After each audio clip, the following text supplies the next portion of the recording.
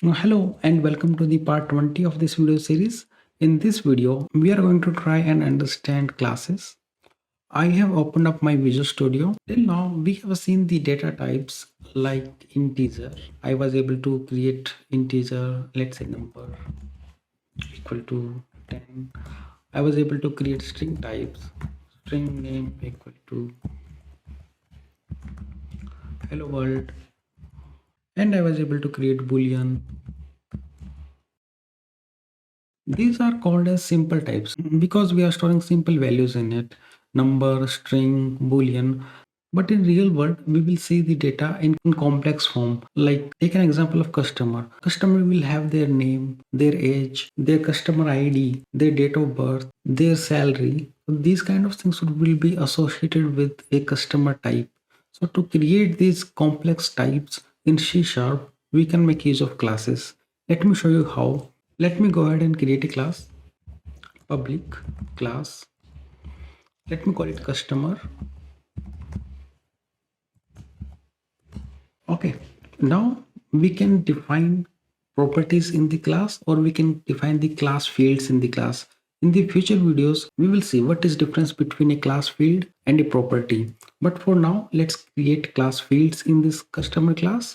I will create public string, maybe first name. Okay, similarly I can create public string last name. Let's create one more class field, public integer age. Okay, so we have declared three class fields in our class. Now if you see, we have declared the class fields, but we have not initialized that to some data. To initialize the class fields or any class data, we can make use of constructor. So what is a constructor? Constructor is basically used to initialize or to set up the data when the object of a class is created. So let me create a constructor, then we can go ahead and use the constructor. I will say public customer.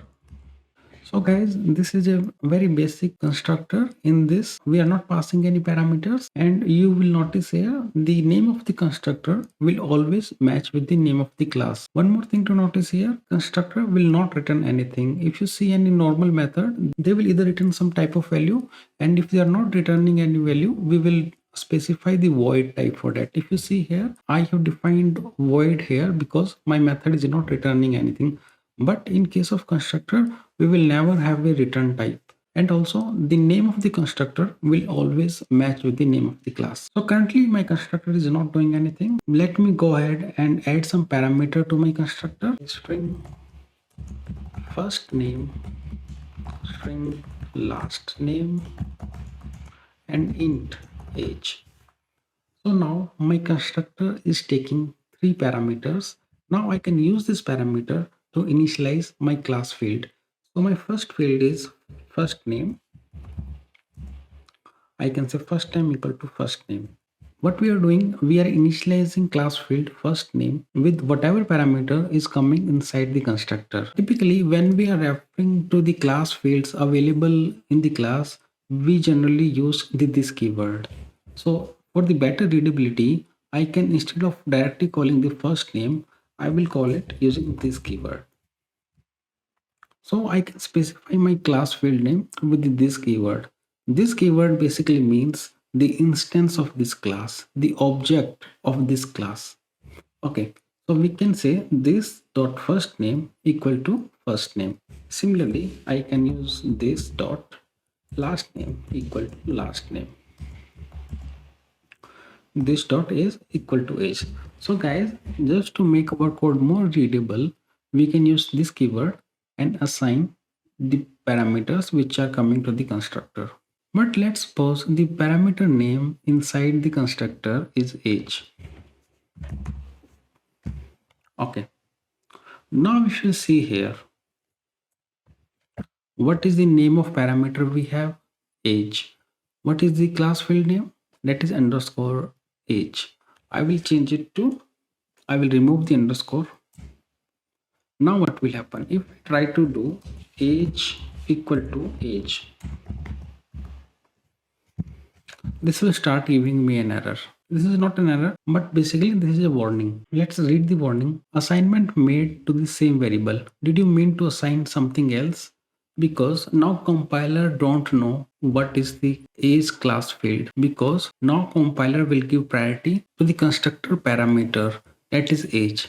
To avoid this confusion, we can use this keyword. Now you can see that warning message is gone, and now we are able to assign the class field age. So basically this is the benefit, or we can say the advantage of using this keyword. I can easily differentiate between my class field and the parameters of the constructor. Okay, now this is done. Let me go ahead and create an object of this class. I will delete all this.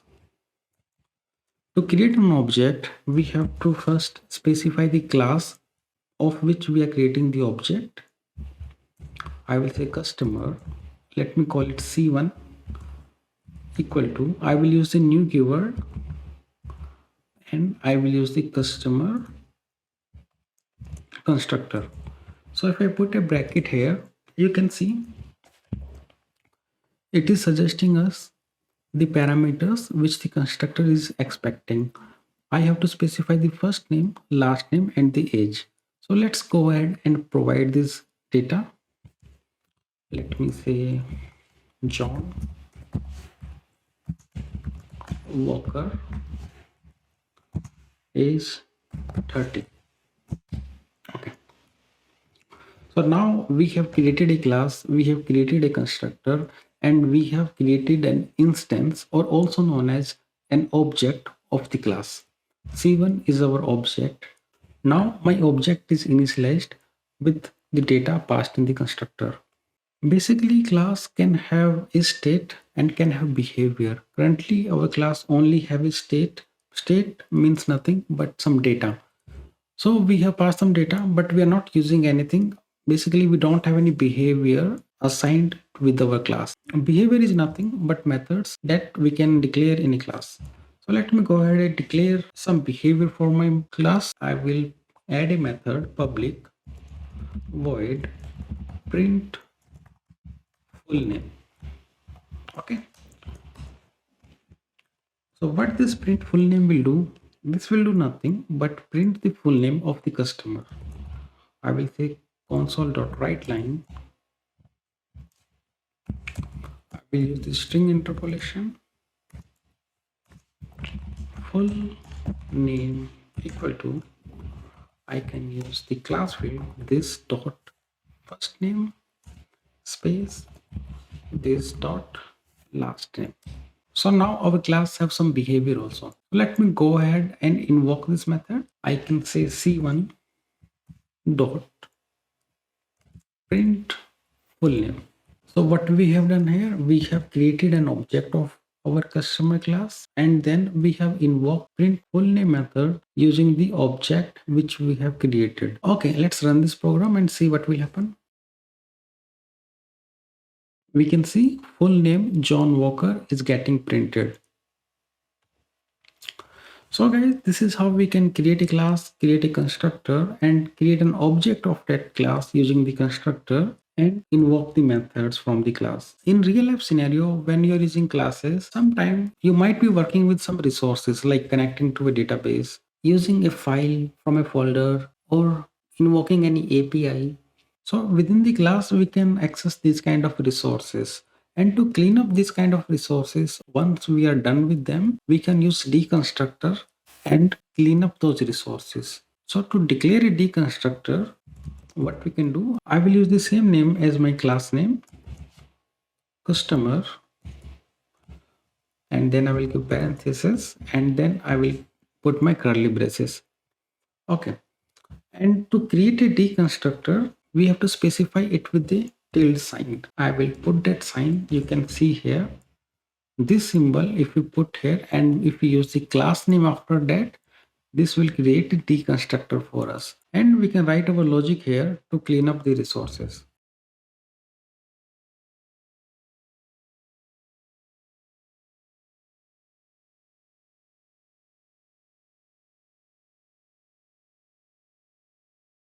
So these type of tasks we can perform within the deconstructor. And guys, we cannot call our deconstructor explicitly. It is the job of garbage collector will run and run the deconstructor of the class, and it will clean up the resources for us. We have no way to call it explicitly. We will learn about garbage collector in future videos. Okay. Now you might be thinking, is it possible to create an object of a class without having any constructor? Yes, that is also possible. Let me show you how. I will delete this constructor, or maybe I will just comment it out. Okay, I have removed my constructor, and if you see here, I can see error is coming up. Customer does not contain a constructor that takes 3 arguments. But if I remove these arguments, see what will happen. The error is gone, and we are able to use this constructor which is not taking any parameters. What is happening here? When we create a class, the .NET framework will automatically inject a constructor for us that is called as default parameterless constructor. So we can make use of this constructor, and still we can create objects and call any method that is available in that class. So again, I can print full name using the object C1. If I run this program, you will see full name equal to blank is getting printed because we have not initialized our class fields first name, last name, or age. So we saw here .NET framework has provided one constructor for us, and we are able to use it to create objects of the class. But let's see what will happen if I uncomment my constructor here. If you see here, we are again getting that error saying we have not passed the first name, last name, and age parameters to the constructor.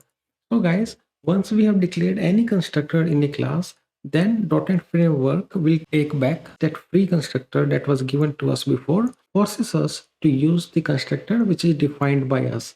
So now the compiler is forcing us to use this constructor and pass the parameters. Suppose we want to give our users the flexibility to don't pass any parameters when creating the object of the class.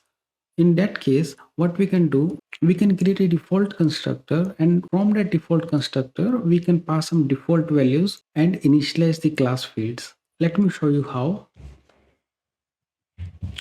Currently, if you see, we are getting the error because we are not passing the argument. So let me go ahead and create one more constructor. This time it will not take any parameter, and now I have created this constructor which is not taking any parameter. If you see, the error is gone, but still we are not initializing our class fields to any default data. If I run my program again, I will still see the blank full name. So let's initialize the data with some default values.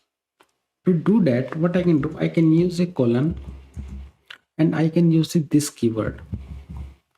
This means nothing but the object of this class, means the current instance of the class which is currently invoked. I can use this keyword, and I can put a bracket here. If you notice here, it starts giving us the options to invoke the parameterized constructor. So I can go ahead and provide some default value here.